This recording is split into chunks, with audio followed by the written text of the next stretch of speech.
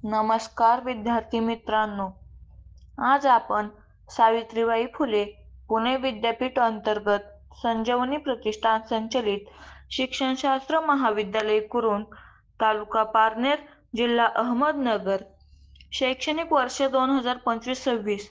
मी वराळ Vaishnavi Santosh. Course क्रमांक 212. विषय उद्योजकता विकास उत्पादनाचे विकसन. प्रात्यक्षिक कार्य. या प्रात्यक्षिक कार्यामध्ये मी इयत्ता 8वी भूगोल या विषयावर प्रोडक्ट डेव्हलपमेंट व्हिडिओ तयार करणार आहे.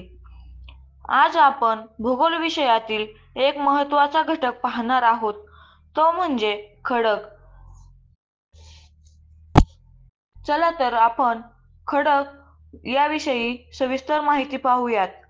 खडक म्हणजे काय? पृथ्वीचा पृष्ठभाग माती खडकांपासून बनलेला आहे.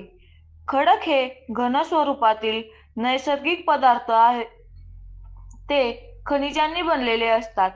प्रत्येक खडकात वेगवेगळी घटक द्रव्ये व खनिजे असतात.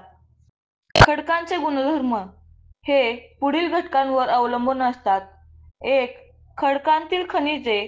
2. खनिजे एकत्र येण्याची प्रक्रिया. 3. खडकात आढळणारी खनिजे, त्यामध्ये सिलिका, मॅग्नेशियम, ॲल्युमिनियम, लोह इत्यादींचा समावेश असतो. खडकांचे 3 प्रकार आहेत. 1. अग्निजन्य खडक. 2. गाळाचे खडक. 3. रूपांतरित खडक. त्यामध्ये आपण सविस्तर माहिती पाहूया. अग्निजन्य खडक. ज्वालामुखीय प्रक्रियेतून बाहेर पडणाऱ्या लाव्हा रसाचे भूपृष्ठावर आणि शिलारसाचे भूपृष्ठाखाली घनीभवन होते. त्यापासून निर्माण होणाऱ्या खडकांना अग्निजन्य खडक म्हणतात. हे खडक पृथ्वीच्या अंतर्गत भागातील पदार्थांपासून तयार होत असल्यामुळे त्यांना प्राथमिक खडक असेही म्हणतात. या खडकात जीवाश्म आढळत नाही. अग्निज खडकांचे 2 प्रकार आहेत. 1. अंतर्निर्मित अग्निज खडक. 2. बहिर्निर्मित अग्निज खडक. 1. अंतर्निर्मित अग्निज खडक.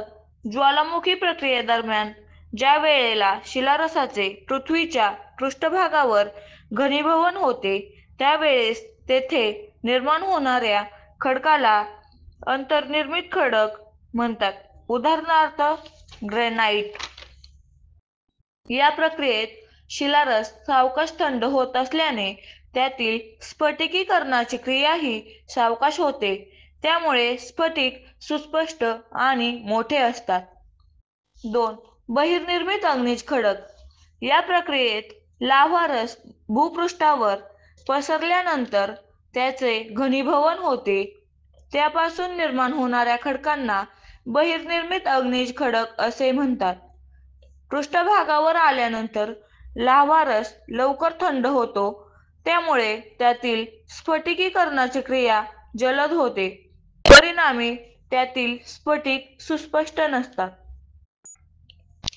2. गाळाचे खडक.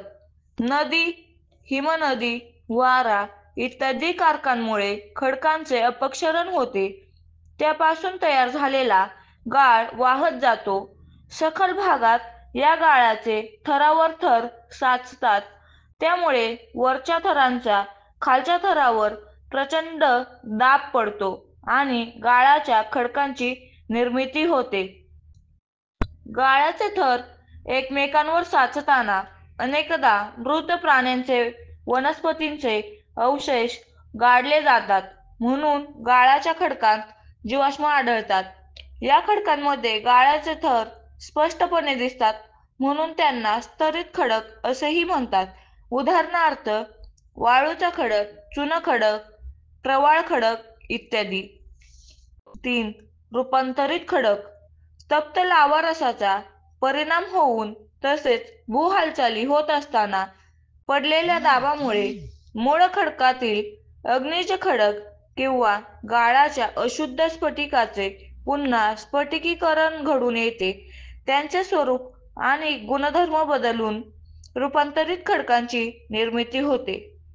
खडकांचा रंग आणि स्फटिकांचा आकार बदलतो. यामध्ये जीवाश्म आढळत नाही. उदाहरणार्थ नीस, संगमरवर इत्यादी. खडक चक्र ज्याप्रमाणे जलचक्र आपण अभ्यास करतो त्याचप्रमाणे खडक चक्र म्हणजे काय ते पाहूयात. 1. पृष्ठभागावर असलेल्या खडकांपासून अपक्षरणामुळे गाळाचे खडक तयार होतात. 2. गाळाच्या आणि अग्निज खडकांपासून रूपांतरित खडक तयार होतात. 3. तिन्ही प्रकारचे खडक भूपट्टांचा ऱ्हास होताना प्रावर्णात जातात आणि पुन्हा प्राथमिक खडकांच्या स्वरूपात अग्निजन्य पृष्ठभागावर येतात. 4.